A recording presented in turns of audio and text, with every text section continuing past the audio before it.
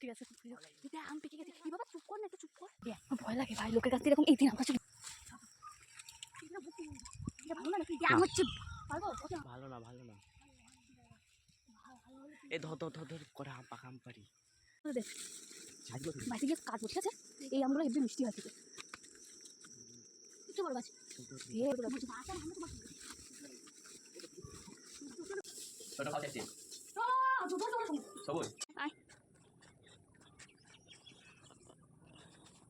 Hello বন্ধুরা, আমি সাথী। তোমরা সবাই কেমন আছো? আজকে তোমাদের সাথে একটা ভিডিও শেয়ার করব। ভিডিওটা হচ্ছে আমাদের বাড়ির পাশে একটা ভুতুড়ে বাড়ি আছে, তো সেই ভুতুড়ে বাড়িটা থেকে আমরা আম চুরি করতে গেছিলাম। তো তোমরা ব্লগটা লাস্ট অবধি দেখতে থাকো। তো এই দেখো, লগি নিয়ে আমরা চারজনে আম পাড়ার উদ্দেশ্যে বেরিয়ে পড়েছি। ওই যে জঙ্গলটা দেখছো, ওই জঙ্গলটার ওখানেই যাব আমরা আম পাড়তে। জঙ্গল ঠিক না, ওটা একটা মাঠটাকে পেরিয়ে কিছু গাছ লাগানো আছে, ওই গাছ থেকেই যাব আম পাড়তে। তো এই যে আমি এখন যাচ্ছি, দেখো ওরা কত বাজে, আমাকে একা রেখে চলে গেছে। এবার আমি এই বাগানটার মধ্যে দিয়ে একা একা যাচ্ছি। তো এই যে মাঠ, এই মাঠটা পেরোলেই ওই দূরে দূরে যে গাছগুলো দেখা যাচ্ছে, ওই গাছ থেকে। তো এই যে আম গাছগুলো পার করলে কিন্তু ওই ভুতুড়ে বাড়িটা, তো ওই বাড়িটার আশপাশে কেউই আসে না ভয়তে। তো আমরা দেখো এসছি সাহস করে আম পাড়তে। তো এই যে আম পাড়ছে, এটা হচ্ছে আমার কাকার ছেলে। আর ওই বাচ্চা বাচ্চা যে দুটোকে দেখছো, ওটা হচ্ছে আমার দিদির ছেলে, আমার ভাগনা হয়। এবার দেখো ওদের কাছ থেকে লগিটা নিয়ে আমি পারছি এবার আম। আমি তো পারতেই পারছিলাম না প্রথমে, লগিটা ঠিক ভালো না, কেমন যেন একটা বেঁকে বেঁকে যাচ্ছিল পারতে গেলে। অবশ্য ওই বাড়িটাতে কেউ থাকে না, কিন্তু তবুও লোকের কাছ থেকে পারতে গেলে তো একটু ভয় লাগেই, কেউ যদি কিছু বলে।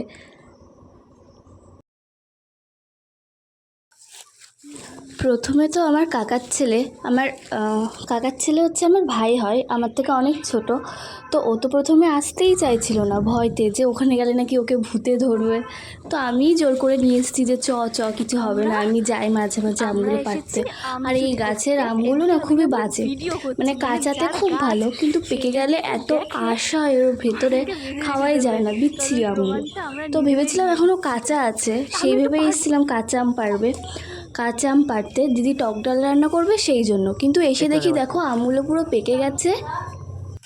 তো পাখিতে খেয়ে খেয়ে দেখো সব নষ্ট করে দিচ্ছে, সেই জন্য আর কি আমি পাকা আম কাঁচা আম সবই পারছি। তো আম কিন্তু বেশি পারিনি, অল্পই পেরেছি। তো আম পাড়া হয়ে গেছে দেখো, এবার আমরা সব চলে যাচ্ছি। কিন্তু হট করে কি হলো, বলছে চলো চলো পালাই, আর ভালো লাগছে না আম পাড়তে। তো সেই জন্য আর কি চলে যাচ্ছি। ওই দেখো গাছে এখনো অনেক আম আছে, তো আমগুলো পাখিতেই কিন্তু উপরের আমগুলো যাদের গাছ তারা তো আসে না পাড়তে। আর এই আমগুলো পাকাতে একদমই বাজে, পাকা আম একদমই ভালো হয় না। তো এই যে আমরা দেখো আম পেড়ে নিয়ে চলে যাচ্ছি। এইটা আমরা আম চুরি করে নিয়ে বাড়ি যাচ্ছি গাইস। প্লাস্টিকটা দে, পাতা খুলে হাতে দিয়ে দে। আর এই যে বাগানটা দিয়ে যেতে গিয়ে দেখো বাগানের আম গাছের তলায় আম পেয়েছি কতগুলো। এই আমগুলো হেব্বি মিষ্টি হয় খেতে। পিন্টু বলছিল গাছে উঠবে আম পাড়তে, অত বড় গাছে উঠতে পারে বলো?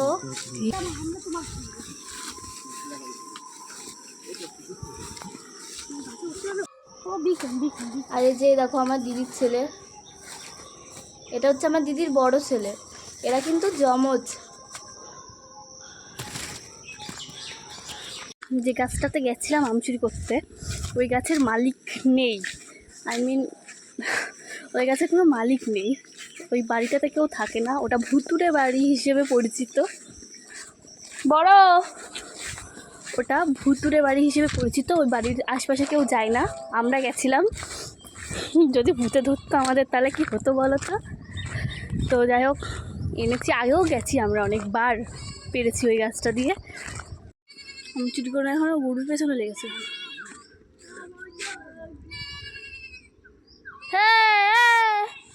এদিকে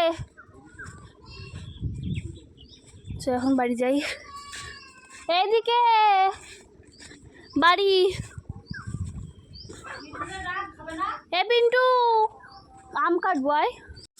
পিন্টু, ভূতে ধরেছে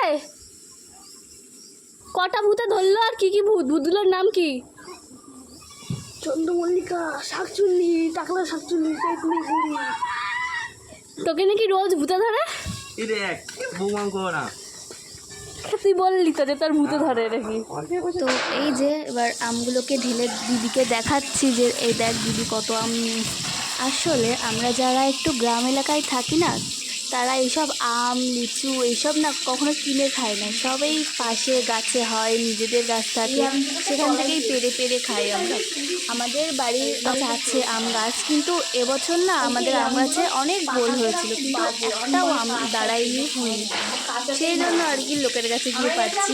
অবশ্য কেউ তো কিছু বলেনি না, কেউ কিছু বলে না, ওই গাছটা থেকে তো কেউ কি পারেও না, নষ্টই হয়ে যায়, সে আমরা গিয়ে পারি। তো গাছ মানেই সেটা সবার। এটা এইগুলো কাঁচা, ওটা এটা তো আগে পেয়েছি, এটা পাকা, এটাই বাগানের আম, এটাও পাকা, পাকাগুলো টকদল খায়। এই চোরের দলের আর একজন এই ওই ভুতুরে বাড়িটা কোনো থাকে না, ওদের তো ভুতুরে বাড়ি, ওই বাড়ির আশপাশে গেলে নাকি সবার ভূতে ধরে। আমরা গেছি আম করতে, আমরা কোনো ভূতে ভয় পাই না, বিশেষ করি না যে ভূত বলে কিছু আছে, তাই আমরা ভূতুরে বাড়িতে আম করতে গেছি। গাছে তো আর কারোর নাম লেখা থাকে না, আর আর তো ওই আমগুলো কেউ চাষও করেনি না, যদি চাষ করতো তাহলে আমরা যেতাম না পারতে। ওটা একটা পড়ে থাকা গাছ হয়েছে, নষ্ট হয়ে যাচ্ছে, সেই জন্যই আর কি আমরা গেছিলাম পারতে। আমাদের গাছ থেকেও এসে অনেকে পেরে নিয়ে যায় যখন আম হয়, কিন্তু এবার এত গাছে একটা গাছেও আম হয়নি, কি করবো বলো। আর এই যে আমি আমগুলোকে গোটা ধুয়ে এনে তাই কাটছি, কারণ আমগুলোর গায়ে অনেক নোংরা থাকে, তো তাই গোটা ধুয়ে নিলেই ভালো হয়। টাকা টাকা টাকা ছোটো টক খেতে পারিস দিদি, টাকা দিলে দে, ফোনের উপরে পড়বে। এবারও আম খা। আমগুলোর মধ্যে অর্ধেক আম পচা ছিল, চুরি করা জিনিস ভালো হয় না। এ পিন্টু, ভিডিও করছি না, তুই খা।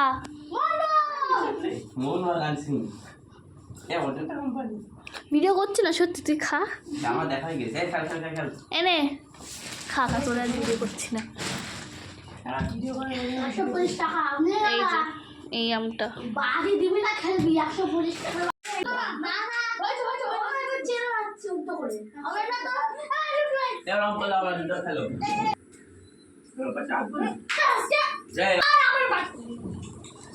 আমার টাকা 100 টাকা আমার ঘরেই আসবে, দেখে রাখো।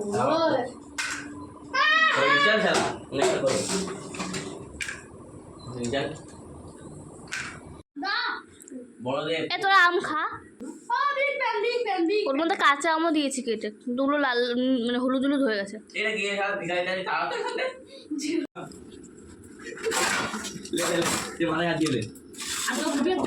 না আমি এখন খাবো, ওরা ওদেরকে তো দিয়েছে বল।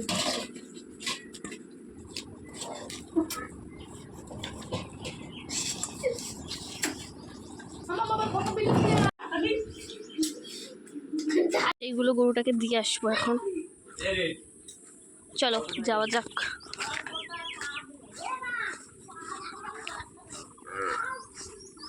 আয়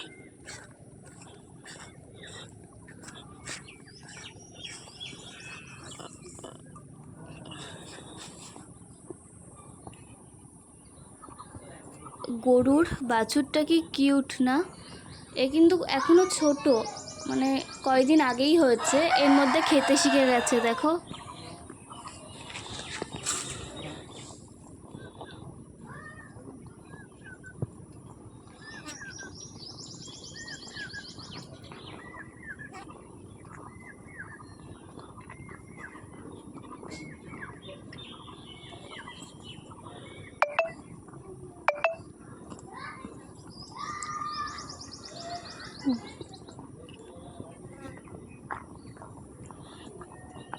আয়, তো আজকের ভিডিওটা এখানেই শেষ করছি। তোমরা সবাই ভালো থেকো, আর এই ভিডিওটা কেমন লাগলো কমেন্টে জানিও, ভালো লাগলে লাইক কমেন্ট শেয়ার করো, আর হ্যাঁ সাবস্ক্রাইব করে আমার পাশে থেকো। তো আজকে টাটা, আবার দেখা হচ্ছে পরবর্তী কোনো ব্লগ ভিডিওতে।